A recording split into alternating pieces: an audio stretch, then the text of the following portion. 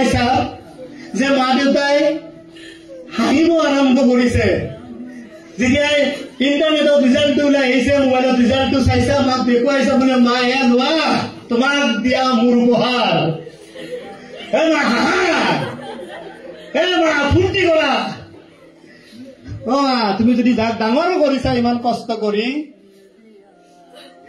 আজি তোমাৰ এই কষ্টৰ মই 5% হলেও মই তোমাক ইয়াৰে ফল দেখুৱালো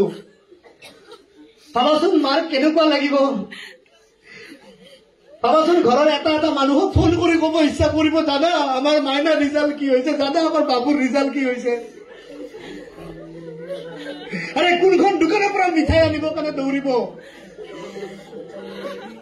আজি দাদা আজি খানা হ'ব অমুক হ'ব তমুক হ'ব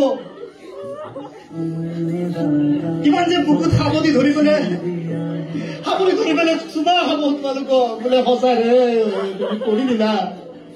মই কেতিয়াও ভাবিব নোৱাৰা ৰিজাল্ট এটা কৰি দিলা কিমান যে হাঁহিব কিমান যে ফূৰ্তি কৰিব